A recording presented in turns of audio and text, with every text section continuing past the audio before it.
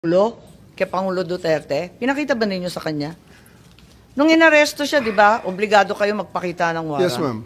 Anong pinakita nyo? Right at the tube, ma'am, the Yusik Nikiti, together with PG Fadulyon, together with me, gave them the electronic copy through retired General Munti Agudo, ma'am, because that's their condition. They don't recognize the diffusion order. They really want to have a copy of the warrant.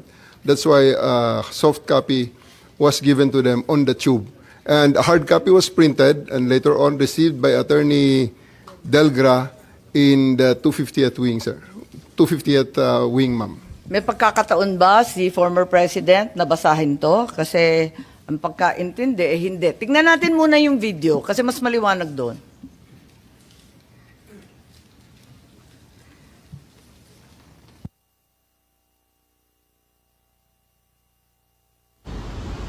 Pag umaresto ka ng tao, pag inaresto ka ng pulis, pwedeng hindi dala ng pulis ang warrant mo? Pwede. Sasabihin lang ng pulis kayo, oy, arestado ka, may warrant ka. Nasaan ang warrant? Doon sa istasyon, halika na. That's perfectly legal. Pag umaresto ka ng tao, pag inaresto ka ng pulis, pwedeng hindi dala ng pulis. So ang sabi po ninyo, hindi naman kailangan yung warrant kaya hindi ninyo pinakita. Tama po ba yun? Ma'am, that is a very, very different interview in the aftermath. But I'm talking of... Anong pinag-uusapan sa interview? And I'm talking about we have already veered on the general rules on the warrantless, on the service of the warrants. Because during the time, and up to this time, there are still a lot of people saying that I'm wrong in there, that you cannot arrest a person with a warrant that you know as a person has a warrant, yet you cannot serve it without the physical warrant. So, all the lawyers know here Diba ang that, sabi, that I'm right there. Kailangan ng warrant as soon as practicable. At hinihingi talaga ni former president. Di ba hinihingi niya? Hinihingi ng abogado niya, asan yung warrant? Tama, di ba hinihingi Yes, nila? ma'am. Anong pinakita nyo? We gave them the electronic copy of the warrant and it was given to them by Yusek Nikiti together with PG Fadulyon. It was received by Yung General warrant, Munti anong klase Agudo. yung itsura ng warrant? ICC, Interpol? It's a ICC warrant, ma'am. ICC warrant. Yes, ma'am. That was directed to the Interpol. That was the attachment of the diffusion order. Pero ayon sa ating batas, di ba, napakaliwanag naman na yung court o judge, kinakailangan Pilipino. Di naman sakop noon yung Interpol, yung ICC. Bakit naging warrant rin sa Pilipinas yun? I will defer the answering to that question to the DOJ, ma'am, because I was with the DOJ during the time, and it was the DOJ... Hindi nandun si Prosecutor Fadulyon Ikaw naman Yes, ma'am. bumasa ng Miranda rights, hindi man lang yung prosecutor. Tinikoberan mo na yung papel ng DOJ, kaya sumagot ka ngayon. Ma'am, we're talking situation in the tube. Hindi, sinabi mo kasi, ang liwaliwanag, sinabi mo, hindi naman kailangan ng warrant It's a different matter, ma'am. Altogether different matter. Bakit? Ilang warrant ba yan? One warrant, but different. That question on the interview is a different situation, ma'am. So, kailan mo pinakita yung warrant? Yung sinasabi mo electronic copy? The first time, ma'am, it is not At kanino? me. It was not me who showed the warrant. It was Yusek Nikiti together with PG Fadulyon, together with me there in the tube of the plane. The former president is still there inside the plane. It was given to retired General Monte Agudo, who is with the party. And because during the time, E.S. Mijaldea and the wife and Attorney Delgra had already went back inside the plane and told us, hindi kami lalabas kung wala kayong maipakitang warrant. Kaya nga, so, when was the accused finally shown the warrant of arrest? Di ba dapat as soon as practicable ang sinasabi? Kailan mo pinakita mismo kay former president? I believe, ma'am, the electronic copy is already acceptable now in the rules of court. Yun na nga, pero pinakita mo ba kay Presidente Duterte? It was not me who they invited inside the plane. It was the PCTC through General Alcantara, whom they invited inside the plane, showing to them and explaining to them the warrant. Ganun ba? Napaliwanag ba ninyo, Executive Director Alcantara? Kasi parang ang bilis-bilis lang naman ninyo dun sa eroplano. Ang nakita naming final warrant, 15 pages po. Ganun lang kabilis na nabasa Tama po yung kaagad? 15 pages po, pero i-present po namin kay President Duterte na nasa Nabasa niya lahat, 250. 15 pages?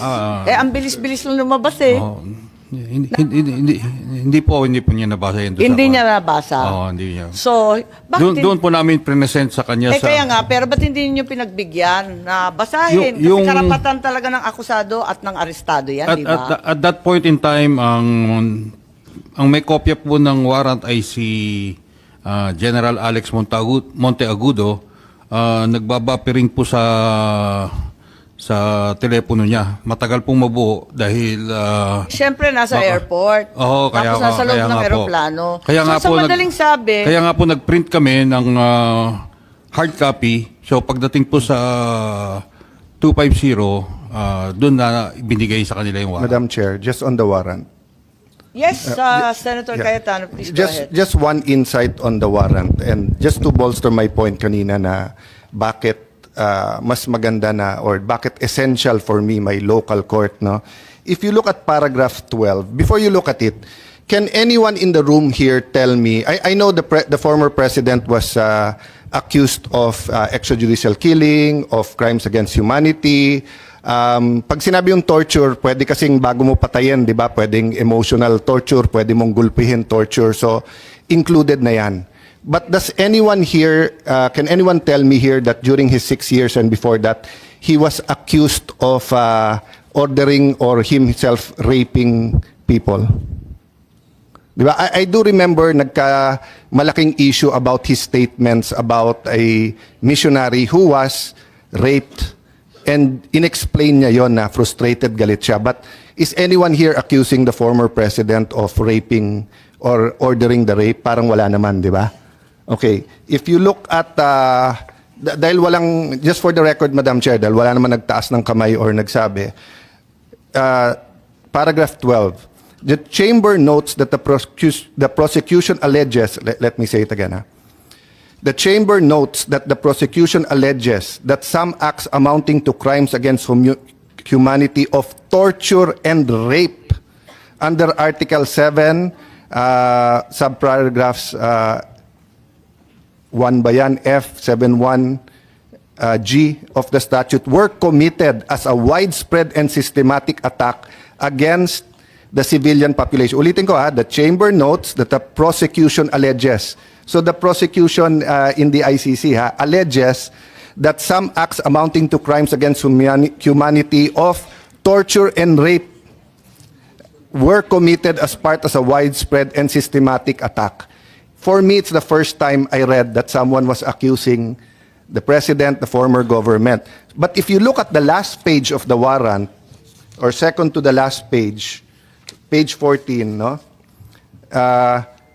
Issues a warrant of arrest. So, for these reasons, the chamber hereby issues a warrant of arrest for Rodrigo Roa Duterte, born on 28 March 1945, for his alleged criminal responsibility pursuant to Article 25, Paragraph 3, Paragraph A of Statute for the Crime Against Humanity of Murder, pursuant to Article 7(1)A, wala yung G na rape, committed in the Republic of Philippines during the relevant period as set forth in this warrant of arrest. So I just want to make this point, Madam Chair. So kung sa akin nangyari to, pupunta ako sa Philippine Court at sasabihin ko sa Philippine Court, Sir, makita mo naman, sa Marites at Chismis kinuha ng prosecutor ng ICC. Padadala mo ako doon, pinakamaikse, 4 to 6 years yung hearing, deprived of liberty. Eh yung prosecutor mismo nag-allege ng rape. The harshest critics of President Duterte accuse him of being insensitive to women, saying misogynist, masama yung ano, etc. And I won't defend him there. It's on the record, di ba? And also accused him of being insensitive to a foreign national who was a missionary here who was raped. But I haven't heard na inaccuse siya ng rape or ordering rape. Ang alam ko nga, galit na galit siya pag ministreat yung mga kababaihan. So, dun pa lang, questioning ko to before a Philippine judge. Kasi, kawawa naman ako pag nandun. So that's my point. So, the second point I just want to make kay SOJ is, I personally will respect it's sub judice because this case in the Supreme Court is so important. But just for the record, nag-rule na rin, kung hindi ako nagkakamali, nag-rule din ang Supreme Court dyan na we cannot stop the hearing or we can continue kahit na sub judice. But he's not asking naman to stop the hearing. He's just saying, can we be sensitive to that? Because they're going to have to put their position on paper and present it before the Supreme Court. So, mamaya, Madam Chair, more factual na lang yung mga tanong ko rather than issues para yung facts naman, SOJ is not naman under dispute, di ba? And will help us pa nga sa doon. But this is just an example. And I just read this morning, pero nagulat lang ako doon na yung prosecutor pala may ganun allegation, no? Oo. Kaya nga nagkagulantaan. Palibasa, nakita natin yung warrant much later. Did any one of you, General Marbil, General Torre, meron ba kayong hawak na ICC warrant of arrest at the time of his arrest? Parang electronic copy lang, tapos pinakopya muna, tapos binigay na pagdating doon. Bakit ganun? Samantalang March 10 pa lang nagmo-mobilize na ng libu-libong pulis. Pagkatapos alam na natin na magkakaganito dahil nabalitaan na nga sa Hong Kong. Kung ganun, bakit walang warrant doon sa mismong pag-aresto? Electronic copy lamang at nagpa-imprenta pa. Ba't nagkaganon? May I differ on the wisdom of the SOJ to explain on the legality of the electronic copy of the warrant, ma'am? Hindi naman tinatanong yung legality. Okay lang yun. Ang tinatanong ko, bakit parang unprepared kayo samantalang prepared na si General Marbil? Madam Chair, I just want to make clear na ang kabaho po ng police is really to assist po yung PCTC natin. Yun po yung and what we have is tama po yung sinasabing order ng diffusion. So ito po yung nangyari, we rely po dun sa PCTC, dun sa lahat ng mga documents that they did nagagamitin po dun sa effect ng arrest. Ito po yung ginawa po ng again, uulitin ko, Dapat yung PCTC nagdala ng warrant. Ba't nga ba kayo walang warrant? It was stated, ipapadala po through diplomatic channels Naka-state po yun So, dapat diplomatic channel. Nangyari ba yon? Kung diplomatic channel yung DFA, ano ba nangyari sa warrant na yan? Sa dinami-dami ng handa ninyo, sa libo-libong pulis at sundalo na kinalampag, wala bang nag-isip na kinakailangan dalhin yung warrant? Your Honor, if I may, wala po kaming information o wala kaming natanggap at all. Kayo naman sa PCTC, wala rin kayong natanggap? We requested for a copy of the warrant and we got it the next day. The next day being? The warrant that came from the Kaya nga, what the day system. The next day is 12 po, 12. So, hindi rin ninyo na ipakita kay Presidente Duterte? Bale tama si General Torre na warrantless arresto. Pinakita po namin yung hard copy sa 250 pero sa lawyers po natin pinigay. Madam Chair, can I clarify? Kasi ang sinasabi din na redacted copy lang ang binigay, hindi rin kompleto, kaya hindi nila mabuo. At yun nga, nagkagulatan bakit meron pa. Can I clarify that? Sir, it was a sealed warrant, correct? Hindi. Hindi po. Electronic Hindi. electronic yung nakuha po na No. Ano ang department. pinadala ng ICC? Kasi parang sa ibang news report, sabi sealed. Pag sealed kasi, hindi dadaan ng DFA yon. So yun nga ang question. What was sealed, sir, was the warrant of arrest was sealed Okay. before March 11. Yes. Tapos kanino, sir, pinadala? Sino magbubukas noon pag sealed? When they demanded a copy of the warrant, we relied on our fail-safe mechanism. we have a fail-safe mechanism to make sure that the documents are secure in our possession. So it's the DOJ that produced the warrant. Hindi sa may bias ako sa DFA, but I've worked with these people. Kasi pag sealed, I don't, may option na hindi padaanin sa kanila. At kahit pinadaan sa kanila, I don't think they have the authority to open it. Diba? Yes, but we had to use our fail-safe because the PCTC could not produce the warrant, so we had to use our fail-safe. But once naman it's opened by the proper authority who's allowed to open it, di ba, to unseal it, then syempre Philippine law na. Ipapakita mo talaga dun sa na. Yes, we showed it to the president and to his lawyers. Teka, mapapaliwanag lang ako. Tell me candidly, at the time you apprehended PRRD, nung inaresto si former president, yung ICC warrant, nasa inyo na ba, General Torre? Yung totoo. Kasi you're under oath, alalahanin Yes, ko. ma'am. It is with us. It was already with you. Yes, ma'am. Electronic. Yes, ma'am. Electronic. Wala Yes, kayong ma'am. official copy? O Electronic walang copy, ma'am, hard given copy? electronic copy given to me by Yusek Nikiti of the DOJ, ma'am. Sa DOJ. Sa inyo, kasi parang nagtuturoan kayo, sabi ninyo, na dapat yung PCTC ang nagbigay. Pero wala kayong binigay. Sabi ninyo, dapat DFA. Nalilito po ako. Hindi po. Hindi po nagtuturoan. We had the copy of the warrant, that electronic copy of Dinami-dami Yusek nang P. nag-aresto kay Presidente. Walang nag-isip na kinakailangan bigyan ng kopya na hard copy, opisyal, at talagang... binigyan po namin sa Saan? Saan at 250 kailan? po, binigyan po namin. Nung ma-print na po yung hard copy. Saan yun? Sa 250 po. Sa Villamor? Meron po, meron. Ano yung 250 po? Sa Villamor po, Villamor. Binigyan po siya ng kopya, hard copy po.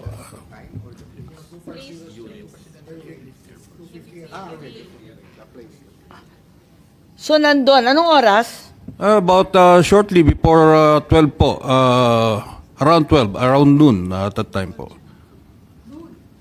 Noon. Noon time?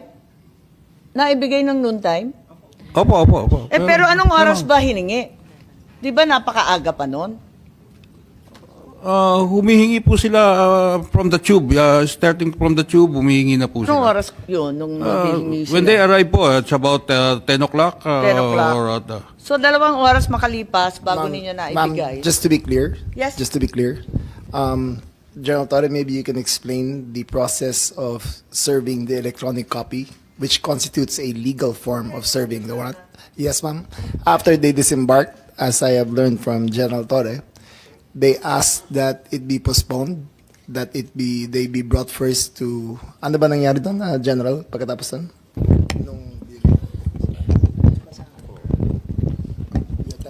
They only disembarked when the electronic copy was produced and given to them. So, kaya sila lumabas.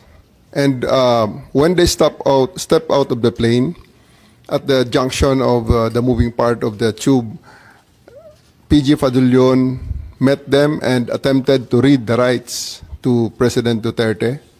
And all of them said, pwede ba mamaya na yan at pa-diffuse muna natin ang tension, doon na lang sa 250th Airlift Wing. So, we acceded to that request.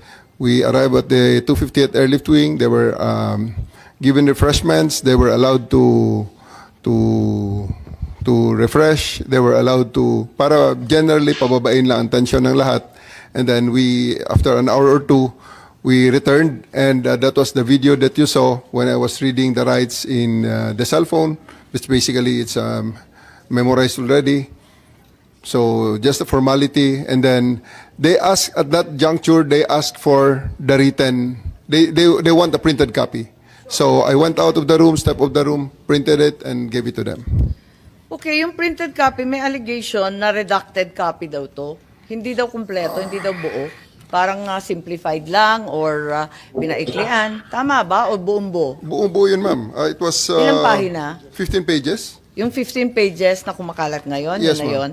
So Yes, yun ma'am. din ang naibigay doon sa Villamor? Yes, ma'am. That was properly received by Attorney Delgra in assigned So, Attorney receiving copy. Delgra. Yes, ma'am. Pero nakita ko sa ating video na iba ang pangyayari tungkol sa abogado. Pwede bang panoorin natin?